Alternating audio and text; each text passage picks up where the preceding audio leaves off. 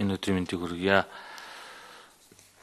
За цаашдаа Монголын улсын одоо төрийн албыг чадвартай болгоход дээш чадварыг дээшлүүлэхэд одоо би та бүгд маань яг ямар том гэхээсээ илүү зайлшгүй хийх одоо өөрчлөлтүүд хууль эрх зүйн хувьд, дүрм журмын хувьд, бэлтгэхийн хувьд байна вэ? Энэ дээр надад нэг санал хэлээч гэдэг асуулттай явж байна. Дээр нь сүүлийн үед яригдаад байна л да. Төрийн дунд шатны албан хаагчдын сахилга хариуцлага үнэлгээн дээр нэг шинэ агц гарахгүй бол нэг төрийн албаны шалгалт өгөөл, нэг ярилцлага өгөөл, тэгэл тэрийгэл давчвал болчдөг гэдэг итэл яг наривчилсан мэрэгжлийн одоо шаардлага зайлшгүй тавигдах албан тушаалтууд гэдэг дээр одоо бүр хуульчлах тийм шаардлагатай гэж би харж байгаа. Энэ дээр бас та бүгдийн судалгаан дээр нэмж тодруулахад ямар асуулт байна вэ гэдэг. За сая сүүлийн үед орон нутгийн шалгалт өгсөн бол Улаанбаатар хотод төрийн захиргааны байгууллагуудад бас нөөцөнд бүртгэгдэхгүй гэсэн ингээд тушаал гараад явж байгаа юм байлээ. Энэ бас нэг талтай зүйтэй. Тэгээ аль болох ил тод болгох дээр бас ямар ажлууд хийх гэж байна гэсэн асуулт. За ажлын гисгийн микрофон 3 дугаар микрофон байна. За төрийн албаны зөвлөлийн бусад гишүүд ч гэсэн нэмж хариулж болно ажлын албаныхан. За Цэрэнбут гишүүний асуултанд хариулъя. За үнэхээр төрийн албанд ажиллаж байгаа улсуудын мэдлэг чадварыг дээшлүүлэхгүй бол төрийн албаны нэр хүнд унж байгаа. Ийм учраас энэ дээр онцгой анхаарах ёстой. Би тийм учраас саяхаа үгэнд энэ төрийн албан хаагчийг бэлтгэх ажлыг төсвийн мөнгөөр төрийн захиалгаар тусгай програмаар сурах ёстой, ээж системтэй сурах ёстой байна гэж ингэж үзэж байгаа. Ийм учраас шинжилсэн найруулгыг хуулийг баталж гаргахад улсын хурлаас 54 дугаар тогтоол гэж гаргасан.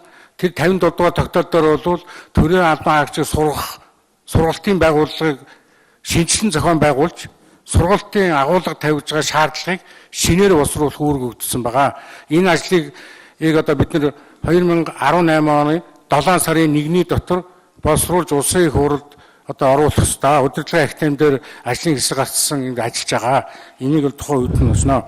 За үнэхээр бид нар өнгөрсөн онд Дорнод аймаг, Хинтээ аймаг, Баян Үйлгээ аймаг, Төв аймаг зэрэг аймагуудад төрийн албан хаагчийн энэ хүн суртал төрийн үйлчлэгийг иргэдэд хүргэж байгаа байдал дээр социологийн судалгаа хийсэн. За дунд шатны тушинд бол хүн суртал илүү, ёс зүйн зөрчил илүү гарч байна гэдэг ёс зүйн зөрчлийн судалгаагаар тэгж харсан. Энэ социологийн судалгаагаар тэгж харсан. Тийм учраас төрийн албанд томилогдож байгаа нэг л дунд шатны өдөрт тулан гүйцэтгэх албан тушаалтныг төрийн албаны урт үеийн хугацааны сургалтанд зайлшгүй системтэй тогтмол хамруулж мэдлэг мэргэжлийн дээшлүүлэх шаардлага байгаа. Ийм учраас төрийн албан хаагчийн сургалтын тогтолцоог өөрчлөх ёстой байна гэж үзэж байгаа. Энийг бол 57-р тогтоодыг хэрэгжүүлэх ажлын хүрээнд энэ боловсруулж орж ирэхээр ингэж бэлтгэл ажлыг хийгээ явж байна.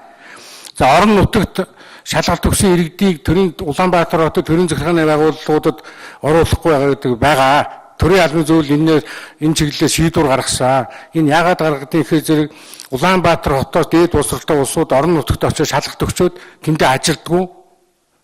Тэр орон нутгийн улсуудыг шалгалт өгчөө нэгээр гарч ажил томдоход боломжийг хаадаг.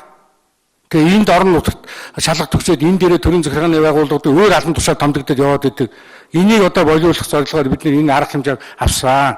Харин орон нутагт очиж ажиллахаар хүсэлтэй байгаа бол бид нар өргөдлийн аваад тэгээд тэрийг дэмжиж өгч байгаа. Энийг бол төвлөрлийг сааруулах, орон нутг руу боловсролтой иргэдийг явуулах энэ шугамыг бид нар бас давхар нээж өгч байгаа хажуугаар нь. Ийм хоёр ажлыг бид нар давхар хийж байгаа.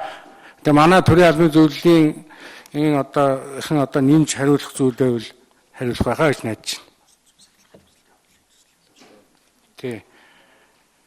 Бас энэ сахилга хариуцлагын тухай хууль боловсруулахаар ажлын хэсэг гаргацсан байгаа. Тэн дээр бол манай төрийн албаны зөвлөлийн хүмүүс орцсон ажиллаж байгаа.